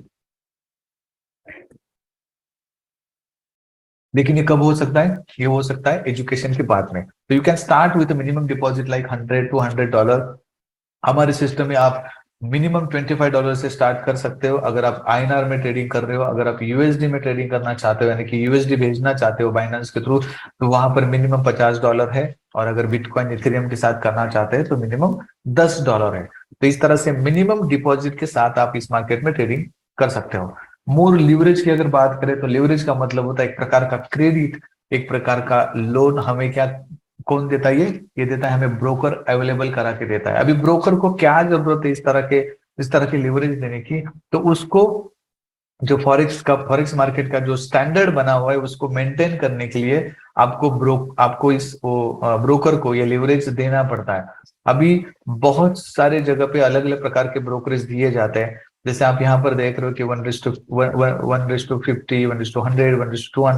1:500, 1:1000 भी हमने देखा है, 1:2000 भी देखा है। लेकिन जितना बड़ा लोन आप लोगे उतनी बड़ी आपको ईएमआई भी देनी पड़ेगी। यानी कि जब भी आपका अकाउंट माइनस में जा रहा होता है तो वो अकॉर्डिंग टू लिवरेज जाता है। तो इसलिए आपको मिनिमम लिवरेज के साथ ही काम करना होता है। जैसे 1:100 जो है वो हम गोल्ड को प्रोवाइड करते हैं, और 1:400 हम नॉर्मल करेंसी के लिए प्रोवाइड करते हैं। जितना मार्जिन आप लोगे उतना ईएमआई आपको देना पड़ेगा। एग्जांपल मैं बता रहा हूँ, जितना लोन आप लोगे, अगर आपने लोन लिया है 2 करोड़ का, और आपकी सैलरी अगर 2 लाख रुपए है, एग्जांपल बता रहा हूँ, या फिर 1 लाख रुपए है, तो वो लोन आपके लिए बहुत हेवी हो गया। उसका ईएमआई आप नहीं दे पाओगे, पूरी की पूरी सैलरी भी चली जाएगी और एक्स्ट्रा भी कुछ देना पड़ेगा। तो इस तरह का लोन कोई फायदे का नहीं है। हमें क्या करना चाहिए? मिनिमम लीवरेज के साथ में ट्रेड करना चाहिए, जो कि 1:100 हो सकता है, या फिर मैक्सिमम देखेंगे तो 1:400 होता है। तो इस प्रकार से आपको ये लिवरेज दिया जाता है, और इसी लिवरेज के साथ हम यहाँ पर इस फॉरेक्स मार्केट में ट्रेडिंग कर सकते हैं। यहाँ पर जो भी आपका ब्रोकरेज काटा जाता है वो मिनिमम होता है। ह्यूज लेवल पे जो ब्रोकरेज काटते हैं वो भी अलग अलग प्रकार के सिस्टम है, अलग अलग प्रकार के ब्रोकर है, वो भी आपका जो लिवरेज सॉरी ब्रोकरेज है वो ज्यादा भी काटते हैं, यानी कि हाई बोल सकते हैं, मैक्सिमम बोल सकते हैं, ठीक है। तो यहाँ पर जो आपका ब्रोकरेज होगा वो मिनिमम काटा जाएगा। और जब भी हम इस फॉरेक्स मार्केट को प्रॉपरली अंडरस्टैंड करेंगे, अंडरस्टैंड करने के बाद हम इसमें क्या करेंगे, आगे जाके ट्रेडिंग करेंगे। अभी ट्रेडिंग की बात, मतलब हम यहाँ पर ट्रेडिंग की बात कर रहे हैं, तो ऐसे कौन कौन सी जो करेंसीज होती है जिसको हम यहाँ पर ट्रेड करने वाले, या फिर इस फॉरेक्स मार्केट में हम एग्जैक्टली क्या ट्रेड करने वाले हैं, वो है हम यहाँ पर क्या करेंगे, अंडरस्टैंड करेंगे। यहाँ पर पहली कैटेगरी आती है, वो होती है मेजर करेंसी पेयर्स। अभी मेजर करेंसी पेयर्स इसको क्यों बोला गया है? क्योंकि यहाँ पर जितने भी कंट्रीज को आप यहाँ पर देख रहे हो, ये सारी कंट्रीज क्या है, यहाँ पर मेजर करेंसी पेयर्स है, या फिर मेजर कंट्रीज है। जैसे एग्जांपल के तौर पे अगर आप देखेंगे तो यूरो, आप जो भी करेंसी पेयर देख रहे हो तो उसके आगे कंट्री भी लिखिए, तो इसको अंडरस्टैंड करिए। यूरो यूएसडी का मतलब होता है यूरोजोन और यूनाइटेड स्टेट, यानी कि यूरोप और अमेरिका। अब ये क्या है? ये डेवलप कंट्रीज है, बहुत बड़ी बड़ी कंट्रीज है, और ये डेवलप कंट्रीज है। वैसे ही न्यूजीलैंड और यूनाइटेड स्टेट यानी कि एनएसजेड यूएसडी, और यूनाइटेड स्टेट यानी कि और कनाडा यानी कि यूएसडी और सीएडी। जीबीपी यूएसडी की बात करेंगे तो यूनाइटेड किंगडम और यूनाइटेड स्टेट, और सीएचएफ की ट्रेनिंग चालू है, ट्रेनिंग। हाँ करतो मी, ट्रेनिंग चालू आहे, मी करतो करतो तब। हाँ ओके। यहाँ पर अगर हम बात करें यूएसडी सीएचएफ, तो सीएचएफ का मतलब होता है यूनाइटेड स्टेट्स एंड स्विट्जरलैंड। उसके बाद में अगर हम देखेंगे तो एयूडी यूएसडी यानी कि ऑस्ट्रेलिया और यूनाइटेड स्टेट और जापान यानी कि जेपीवाई, ये जितनी भी करेंसीज आप यहाँ पर देख रही है पेयर में बनी है। पेयर का मतलब क्या होता है? जोड़ी, यानी कि दो कंट्रीज यहाँ पर होती है। एग्जाम्पल के तौर पे अगर मैं बताऊं, सिंपल सा एग्जाम्पल है, अभी जो वर्ल्ड कप चल रहा है T20 का, तो उस वर्ल्ड कप में सिर्फ एक ही टीम नहीं खेल रही है, वहां पर क्या खेल रहा है? इंडिया पाकिस्तान की मैच हो रही है, इंडिया इंडिया ऑस्ट्रेलिया की मैच हो रही है, इंडिया जिम्बाब्वे की मैच हो रही है, इंडिया श्रीलंका की मैच हो रही है, यानी कि यहाँ पर क्या हो रहा है? जोड़ी में वहां पर मैच हो रही है। वैसे ही यहाँ पर इसी दो कंट्री के बीच में ही ट्रेडिंग होती है। जैसे वहां पर वर्ल्ड कप में दो कंट्री के बीच में क्रिकेट खेला जाता है, वैसे यहाँ पर दो कंट्री के बीच में ये ट्रेडिंग की जाती है। और वो कंट्रीज कौन कौन सी, जो मैंने आपको ऑलरेडी यहाँ पर बता दिया है, यूरो और यूएसडी। तो ट्रेडिंग कैसी होती है यहाँ पर? तो यूरो की प्राइस जब ऊपर जाएगी तो हम उसको बाय करते हैं, और यूएसडी की प्राइस जब बढ़ती है तो उसको हम सेल करते हैं, यानी कि हम यूरो को सेल करते हैं और यूएसडी में प्रॉफिट जनरेट करते हैं। सिंपल। तो इस तरह से यहाँ पर क्या किया जाता है? ट्रेडिंग किया जाता है। ये हो गई हमारी major currency pairs. There are 7 currencies make up 80% of global forex trading. ठीक है। तो 7 जो मेन करेंसीज होती है जो आप यहाँ पर देख रहे हो, इसमें सबसे ज्यादा ट्रेडिंग की जाती है, यानी कि 80% ट्रेडिंग इस 7 मेजर करेंसी पेयर्स में की जाती है। इसके बाद में आता है minor currency pairs. Minor currency pairs में अगर हम देखेंगे तो it doesn't include the dollar, it consist of euro, yen और ब्रिटिश पाउंड। मतलब जैसे आप यहाँ पर देख रहे हो, यूरो सबसे ऊपर लिखा है, उसके बाद में जेपीवाई, उसके बाद में जीबीपी। अभी इसको माइनर करेंसी पेयर्स इसलिए बोला गया है क्योंकि मेजर करेंसी पेयर्स के अकॉर्डिंग इसमें कम ट्रेडिंग होती है। इसको क्रॉस करेंसी पेयर्स भी बोला जाता है क्योंकि यहाँ पर आप देखोगे तो यहाँ पर हर करेंसी के साथ में डॉलर है, और यहाँ पर आप देखोगे तो यहाँ पर डॉलर नहीं है। तो ये होगी आपकी माइनर करेंसी पेयर्स। और माइनर करेंसी पेयर्स में जो मेजर करेंसी पेयर में से अगर डॉलर को निकाल दिया जाए तो बाकी की जितनी भी करेंसीज है वो एक दूसरे के साथ ट्रेड करती है। और इस करेंसी पेयर्स में यूरो, येन और ब्रिटिश पाउंड, ये मेन 3 करेंसीज है। और उसके अपोजिट में बाकी की कंट्रीज की करेंसीज को हम ट्रेड कर सकते हैं। ठीक है। तो ये दूसरी कैटेगरी हो। इसके बाद में हम बात करेंगे तीसरी कैटेगरी की, जिसमें हम ट्रेडिंग नहीं करते, या फिर ये जो करेंसीज है वो आपको वहां पर नहीं मिलेगी ट्रेडिंग करने के लिए, क्योंकि ये एक्सोटिक करेंसी पेयर्स होती है। एक्सोटिक करेंसी पेयर्स का मतलब होता है कि ये जो जो भी कंट्रीज है वो अभी डेवलपिंग फेज में है, इनका प्रॉपर डेवलपमेंट नहीं हुआ है। अगर आपको मैं एग्जांपल बताऊं तो Hong Kong, Turkish, Norway, south Africa आपको पता होगा, ब्राजील आपको पता है, तो ये डेवलपिंग कंट्रीज है। स्वीडिश हो गया, डैनिश हो गया, सिंगापुर हो गया, ये क्या है? डेवलपिंग कंट्रीज है। अभी पूरा का पूरा डेवलपमेंट वहां पर नहीं हुआ है। ठीक है। तो ये क्या होगी? ये एक्सोटिक करेंसी पेयर्स है। It include major currency and currency of a developing country. Major currency मतलब यहाँ पर आप देखोगे तो यूएसडी और यूरो, ये दो ही मेजर करेंसीज यहाँ पर अवेलेबल है। ठीक है। बाकी के जो करेंसी पेयर्स होती है वो यहाँ पर अवेलेबल नहीं होती है। और एक्सोटिक करेंसी पेयर्स का मतलब आप समझ गए होंगे कि एक डेवलप कंट्री और एक डेवलपिंग कंट्री। लेकिन ये करेंसी पेयर्स आपको नहीं मिलेंगे ट्रेडिंग करने के लिए, और ना ही हमें इसमें ट्रेडिंग करनी है। तो कौन से करेंसी में हम ट्रेडिंग कर सकते हैं? तो शुरुआत में अगर आप न्यू है तो आपको मेजर करेंसी पेयर्स में ही ट्रेडिंग करना है। आप इधर उधर कहीं पे भी मत जाइए, ये करेंसीज को पहले अंडरस्टैंड करिए, और उस अंडरस्टैंड करने के बाद आप यहाँ पर इसको ट्रेडिंग कर सकते हैं। ठीक है। तो इस तरह से हमें क्या करना पड़ेगा? ये जितनी भी करेंसीज मैंने आपको यहाँ पर बताई, इसको पहले अंडरस्टैंड करना पड़ेगा, इसका प्रॉपर नॉलेज लेना पड़ेगा, और नॉलेज के साथ में हम आगे जाके ट्रेडिंग कर सकते हैं। फंडामेंटल एंड टेक्निकल नॉलेज अगर हम प्रॉपरली यहाँ पर आके लेते हैं, सीखते हैं, तो इसमें से ह्यूज प्रॉफिट हम इस मार्केट से निकाल सकते हैं। इस प्रॉफिट में बहुत बड़ा पोटेंशियल है, आप इमेजिन नहीं कर सकते, इतना बड़ा पोटेंशियल है। दिन के यहाँ पर बहुत बड़े लेवल पे प्रॉफिट हम जनरेट कर सकते हैं, लेकिन प्रॉपर एजुकेशन के साथ। अगर आपका एजुकेशन प्रॉपर नहीं है, फिर आप इस मार्केट में हम प्रॉफिट भी नहीं निकाल सकते, आपके लॉसेस होने के चांसेस यहाँ पर हो सकते हैं। इस मार्केट को मैनिपुलेट नहीं किया जा सकता। अब ये मैनिपुलेशन होता क्या है, इसको अंडरस्टैंड करते हैं। मैनिपुलेशन का मतलब जैसे एग्जांपल के तौर पे बता रहा हूँ कि शेयर मार्केट में जो बड़े बड़े जो इन्वेस्टर्स होते हैं वो उस मार्केट को चलाते हैं, इस मार्केट को मैनिपुलेट करते हैं। मतलब बहुत बड़े लेवल पे अगर किसी शेयर्स को वो बाय कर लेते हैं तो उसकी प्राइस बहुत बड़े लेवल पे ऊपर भी जाती है, और जब उसी शेयर्स को अगर वो सेल करते हैं या फिर और भी जो शेयर्स होते हैं उसमें अगर वो सेल करते हैं, तो क्या होता है, वो उस शेयर्स की प्राइस अचानक से गिर जाती है, जिसके वजह से बहुत सारे लोगों को लॉसेस भी होते हैं, प्रॉफिट भी होते हैं। तो यहाँ पर ये मैनिपुलेशन हो, यहाँ पर इस फॉरेक्स मार्केट में ये मैनिपुलेशन नहीं होता है। जब न्यूज होता है उस टाइम पे ये मैनिपुलेशन होता है, क्योंकि न्यूज पे टाइम पे जो मैंने आपको अलग अलग प्रकार की जो कैटेगरीज बताई, सेक्टर्स बताए, जैसे बैंक हो गया, कमर्शियल बैंक हो गया, इन्वेस्टर्स हो गए, तो वो सारे वहां पर आके ट्रेड करते हैं, जिसकी वजह से मार्केट ओलाटाइल होता है। और उस टाइम पे हमें दूर रहना है। जब भी न्यूज आती है या फिर जब न्यूज होती है, तो उस न्यूज को पहले जाने दीजिए और उसके बाद में आप ट्रेडिंग करिए, क्योंकि उस टाइम पे मार्केट हाईली वोलाटाइल होता है, आपके अकाउंट जीरो होने के चांसेस होते हैं। ये न्यूज जो होती है उसका पूरी इंफॉर्मेशन भी आपको दी जाती है कि कहाँ पर आपको मिलता है, कहाँ पर आपको ये सारे न्यूज देखने हैं, कहाँ पर आपको ये फंडामेंटल एनालिसिस को चेक करना है। तो वो सारी चीजें आपको बताई जाएगी यहाँ पर। तो इस मार्केट में मैनिपुलेशन बहुत कम लेवल पे होता है, और जिस टाइम पे होता है उस टाइम पे हमें दूर रहना है, यानी कि हमें पता चल जाता है या फिर हमें बताया जाता है कि इस टाइम पे ये सारी न्यूज आती है, उस टाइम पे ट्रेडिंग नहीं करनी है। तो ये सारा एजुकेशन लेके हम यहाँ से क्या कर सकते हैं, बहुत बड़े लेवल पे प्रॉफिट ले सकते हैं या फिर प्रॉफिट जनरेट कर सकते हैं ट्रेडिंग करके। तो इसको आपको प्रॉपरली अंडरस्टैंड करना चाहिए। आई होप आपको वाई फॉरेक्स अंडरस्टैंड हुआ होगा कि मुझे फॉरेक्स क्यों करना चाहिए।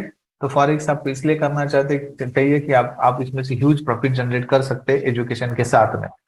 तो इस तरह से ये सेकंड चैप्टर यहाँ पर खत्म हो जाता है। अब हम बात करेंगे थर्ड चैप्टर की, यानी कि Indian market versus forex market. अभी यहाँ पर कोई कंपैरिजन नहीं हो रहा है कि इंडियन मार्केट बेस्ड है या फिर फॉरेक्स मार्केट बेस्ड है। हम बात कर रहे हैं इनके डिफरेंस की, इन दोनों के बीच में क्या डिफरेंस है वो हम यहाँ पर अंडरस्टैंड कर रहे हैं। लीगैलिटी एंड रेगुलेशन की अगर बात करें तो फॉरेक्स मार्केट का जो रेगुलेशन होता है, तो या फिर जो भी रेगुलेटरीज होती है, वो आप यहाँ पर देख रहे हो, जैसे कि एफसी यानी कि फाइनेंशियल कंडक्ट अथॉरिटी के साथ में इसका रेगुलेशन होता है। साइप्रस यानी कि CYSEC, Cyprus security and exchange commission, हमारा जो सर्टिफिकेशन है वो साइप्रस का है। आपको ऐसा कोई नहीं बताएगा हमारा सर्टिफिकेशन किसका है। और ये सर्टिफिकेशन बहुत सारे लोग बोलते हैं कि नहीं हमें दिखाओ, हमें दिखाओ। तो यहाँ पर जैसे कि हम कभी भी स्कूल में जाते हैं, दाखला लेते हैं, दाखला लेने के बाद हम जब सीखते हैं उसको और जब एग्जाम्पल देते हैं, तो हमें ये सारी चीजें मिल जाती है सर्टिफिकेशन। तो वैसे ही ये सारी चीजें होती है। तो पहले हमें ये खुद को यहाँ पर प्रूव करना पड़ेगा, प्रॉपर सर्विस सारी चीजें देने के बाद में फिर ये हमें सारी चीजें मिल जाती है, और उसका कोई टेंशन आपको नहीं लेना है। तो ये एक रेगुलेटरीज होती है यहाँ पर। उसके बाद में होता है IFSC यानी कि इंटरनेशनल फाइनेंशियल सर्विस सेंटर। ये 3 रेगुलेटरीज यहाँ पर काम करती है फॉरेक्स मार्केट में। अगर हम इंडियन मार्केट की बात करें तो इंडियन मार्केट में सेबी यानी कि security and exchange board of India, जो कि इंडियन गवर्नमेंट का है, तो उसके तहत ये शेयर मार्केट जो होता है वो रेगुलेट होता है। फॉरेक्स मार्केट ये ग्लोबल मार्केट है, तो इसीलिए यहाँ पर सेबी का रोल नहीं होता है। हाँ, लेकिन अलग अलग कंट्री के अलग अलग रूल्स हो सकते हैं फॉरेक्स मार्केट को लेके। तो वो अभी तक ऐसे कोई रूल्स इंडियन गवर्नमेंट के थ्रू नहीं बने हैं। एक बना है फेमा एक्ट, और उस फेमा एक्ट को हम फॉलो कर रहे हैं, यानी कि उस फेमा एक्ट को के रिगार्डिंग फेमा एक्ट के थ्रू ही हम यहाँ पर काम कर रहे हैं, प्रॉपर काम कर रहे हैं, जिसकी वजह से एक्ट में हम नहीं आते। ठीक है, तो ये हो गया। उसके बाद में अगर डेली टर्नओवर की बात करें तो $6.6 ट्रिलियन, जो कि मैंने आपको ऑलरेडी बताया है कि ये इतना बड़ा क्यों होता है, क्योंकि यहाँ पर 180 कंट्रीज पार्टिसिपेट करती है। यहाँ पर जो ट्रेडिंग पेयर्स बनती है, जिसके बारे में हमने देख लिया, major currency pairs, minor currency pairs. वही अगर हम स्टॉक मार्केट की बात करें तो यहाँ पर अलग अलग कंपनीज के जो स्टॉक्स होते हैं, शेयर्स होते हैं, उसमें हम ट्रेड कर सकते हैं या फिर ट्रेड करते हैं, या फिर अलग अलग प्रकार की जो बैंक्स होती है वहां पर हम ट्रेड कर सकते हैं। तो इसमें फीचर होता है, ऑप्शंस होता है, बहुत सारे अलग अलग प्रकार की कैटेगरीज होती है जो ट्रेडिंग कर सकते हैं। यहाँ पर एग्जांपल के तौर पे आपको रिलायंस, HDFC, हमारे टाटा मोटर्स, ये सारी जो है वो शेयर मार्केट शेयर्स है अलग अलग कंपनीज के। इसके साथ साथ जो छोटी कंपनीज होती है, small, large cap, mid cap, small cap, इस तरह की जो कंपनीज होती है, इनके शेयर्स भी हम यहाँ पर ट्रेड करते हैं। फॉरेक्स मार्केट की ट्रेडिंग ऑप्शंस के बारे में अगर देखेंगे तो मैंने आपको लिवरेज के बारे में बताया, तो वो लिवरेज हम यहाँ पर ले सकते हैं। और ये लिवरेज हमें मिल सकता है 1:100, 200, 300, 400, इससे भी ज्यादा। जो अलग अलग प्रकार के जो ब्रोकर्स होते हैं, अभी ये आपको मालूम होना चाहिए कि मुझे लिवरेज कितना यूज करना चाहिए। ह्यूज हाई लिवरेज यूज किया तो प्रॉब्लम है, इसलिए हाई लिवरेज यूज नहीं करना है, क्योंकि उसके वजह से आपका अकाउंट जो माइनस जाता है वो भी हाई लेवल पे ही जाता है। प्रॉफिट में जाता है तो स्लो जाता है, माइनस जाता है तो फास्ट जाता है। इसका रीजन क्या होता है, तो लिवरेज, तो उस लिवरेज को आपको कम लेना है, ज्यादा लिवरेज नहीं लेना है। Leverage is the ratio between the amount of money you really have and the amount of money you can trade. तो ये डिफरेंस होता है, आपके पास में कितना पैसा है और कितना ट्रेड आप कर रहे हो। तो इसका एक रेशियो आपको यहाँ पर दिया जाता है, जैसे ऊपर आप देख रहे हैं 1:100, 200, 300। तो ये एक फायदा है लिवरेज का, कि हम अगर प्रॉपर लिवरेज को अगर यूज करेंगे तो हम इसमें से ह्यूज प्रॉफिट निकाल सकते हैं। स्टॉक मार्केट की बात करेंगे तो स्पॉट, मार्जिन, फ्यूचर, ये सारे ट्रेडिंग ऑप्शंस यहाँ पर अवेलेबल होता है। Forex market Monday to Friday चलता है 24/5, यानी कि 24 घंटा ये मार्केट चलता है, पूरे के पूरे 5 दिन। वही अगर स्टॉक मार्केट की बात करें तो ये मंडे से लेकर फ्राइडे तक, यानी कि ये भी 5 दिन ही चलता है, लेकिन इसका जो टाइमिंग है वो है 9:15 से लेके 3:30 बजे तक। और उसमें अगर गवर्नमेंट हॉलीडेज है तो इस टाइम पे ये मार्केट क्लोज होती है। ठीक है। और फॉरेक्स मार्केट जो हमने ऑलरेडी देख लिया, ये मार्केट जो है वो कैसे चलता है, 24 आवर्स चलता है और पूरे के पूरे 5 दिन चलता है। ठीक है। फॉरेक्स मार्केट मार्जिन की अगर बात करें तो यहाँ पर मार्जिन आपको ह्यूज लेवल पे दिया जाता है, अराउंड अराउंड 200 गुना या फिर 2000 गुना। ठीक है। 200x से लेके 2000x तक। और अगेन मैं आपको वही बताऊंगा कि आपको इस मार्जिन का यूज करना होता है। आपको जो भी बोनस दिया जाता है जिससे आपका मार्जिन बढ़ता है, मार्जिन का हमेशा यूज होता है, या फिर हमें यूज करना चाहिए प्रॉफिट जनरेट करने के लिए। मार्जिन कभी भी आपके लॉस में यूज नहीं होता है। किसी भी ब्रोकर के पास जाइए, वो मार्जिन आपका कभी भी लॉस के लिए यूज नहीं होगा, वो सिर्फ आपको प्रॉफिट जनरेट करने के लिए दिया गया है। अगर आप उसको प्रॉपर यूज करेंगे तो ह्यूज प्रॉफिट निकाल सकते हैं। अगर आपको उसको गलत तरीके से यूज करेंगे, यानी कि अगर लॉस करेंगे, तो वो उसी तरह से यूज होगा। तो उस चीज के ऊपर आपको ध्यान देना है। वही अगर शेयर मार्केट की बात करें तो 3x to 25, so many term and condition में, बहुत सारे टर्म एंड कंडीशन के साथ हमें ये यूज करना पड़ता है। मैनिपुलेशन की हमने ऑलरेडी बात कर ली, तो इस फॉरेक्स मार्केट को मैनिपुलेट नहीं किया जा सकता, जो ऑलरेडी मैंने आपको बताया है। वो क्यों नहीं मैनिपुलेट किया जा सकता, तो यहाँ पर क्या होता है, यहाँ पर कंट्रीज की करेंसी में हम ट्रेडिंग करते हैं, जिसको जिसको हम मैनिपुलेट नहीं कर सकते। और स्टॉक मार्केट की बात करें तो यहाँ पर ये सारी चीजें होती है। हमने देखा है कि स्टॉक मार्केट में बहुत बड़े लेवल पे मैनिपुलेशन होता है।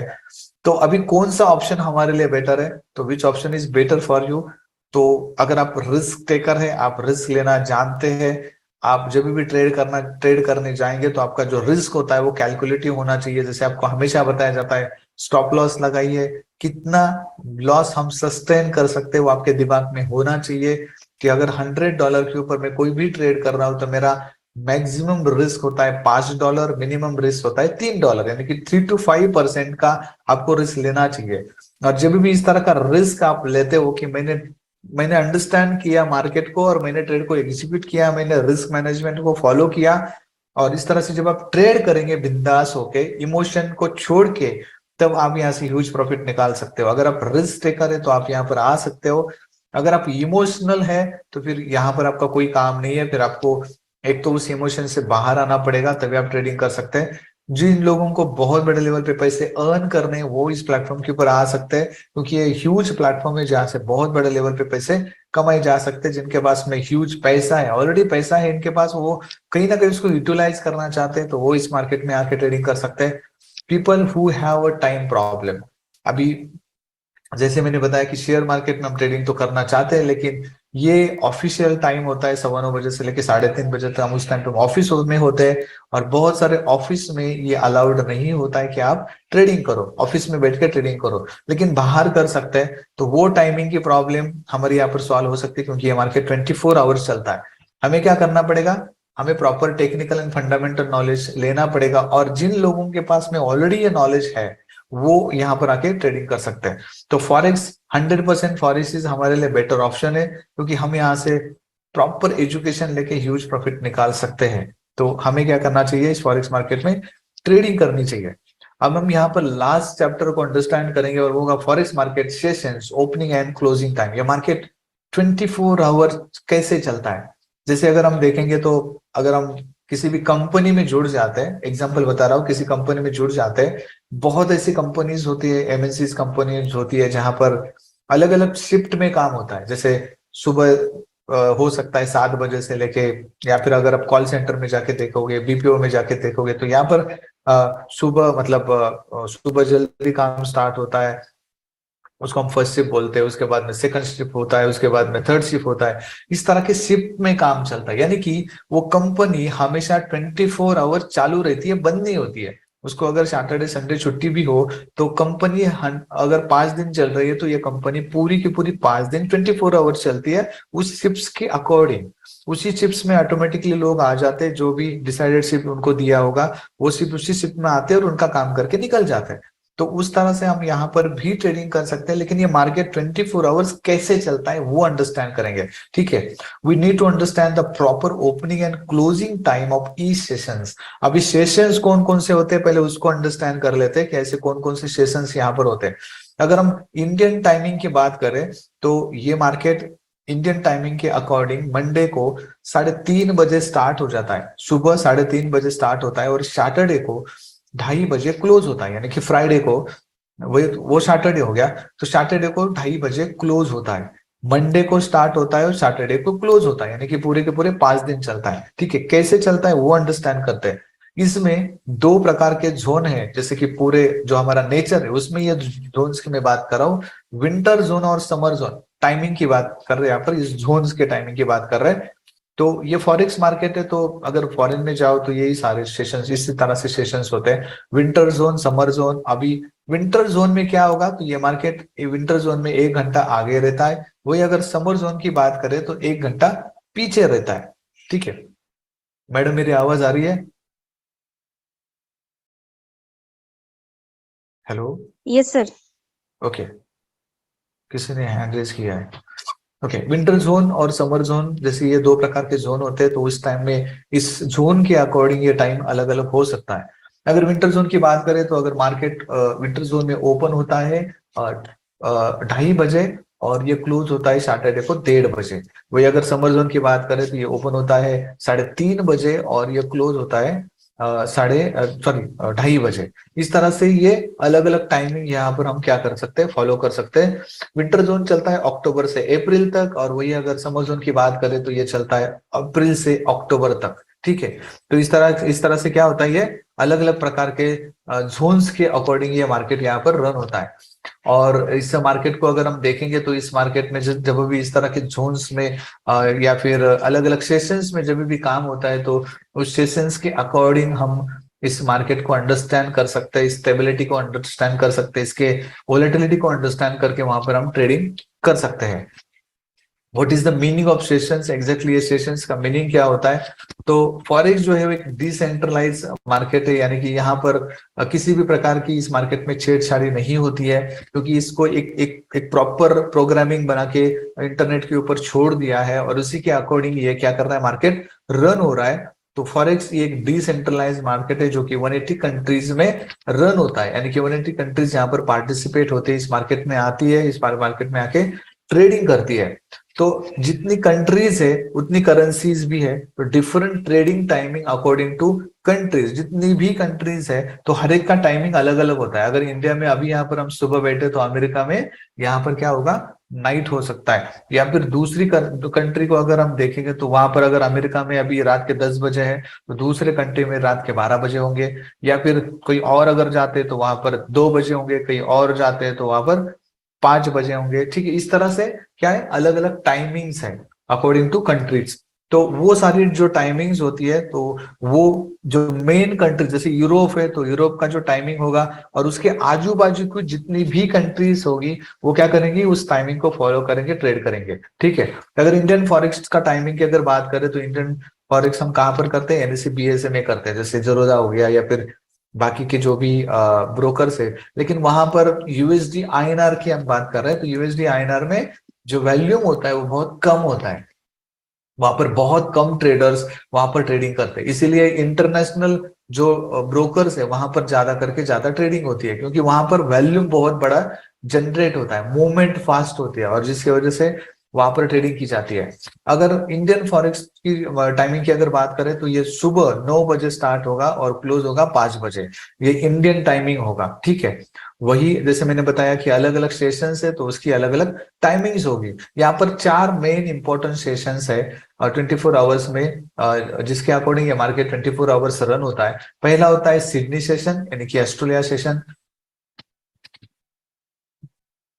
दूसरा हो गया टोक्यो सेशन यानी कि जापान सेशन। तीसरा हो गया लंदन सेशन यानी कि यूके सेशन। चौथा हो गया न्यूयॉर्क सेशन यानी कि यूएसए सेशन। तो इस तरह के ये 4 सेशंस है और इसी 4 सेशंस के अकॉर्डिंग ये मार्केट रन होता है। पहले सेशन को हम यहाँ पर अंडरस्टैंड करेंगे जिसको हम बोलते हैं सिडनी सेशन। वो होता है, ओपन होता है 3:30 बजे या और क्लोज होता है दोपहर में 12:30 बजे। या फिर क्या होगा, ये 1 घंटा पहले चालू हो जाएगा यानी कि 2:30 बजे, और ये 11:30 बजे बंद भी हो जाएगा। इसके अकॉर्डिंग ये मार्केट चलता है। जैसे विंटर समर जोन और विंटर जोन की मैं बात कर रहा हूँ। टोक्यो सेशन ओपन होता है 5:30 बजे, क्लोज होता है 2:30 बजे। इसके बाद में अगर देखेंगे तो लंदन सेशन होगा, वो होगा ओपन होगा 1:30 बजे और क्लोज होगा 10:30 बजे। और न्यूयॉर्क सेशन जो ओपन होगा 6:30 बजे, क्लोज होगा रात के 2:30 बजे, ठीक है। या फिर 5:30 बजे, या सॉरी 7:30 बजे, या फिर 5:30 बजे। तो इस तरह से ये मार्केट क्या होती है, अकॉर्डिंगली रन होती है, ठीक है। इसके अकॉर्डिंग टू जोन आपको ये अंडरस्टैंड करना है कि ये कब ओपन होता है, ठीक है। तो there are 4 major sessions in 24 hours.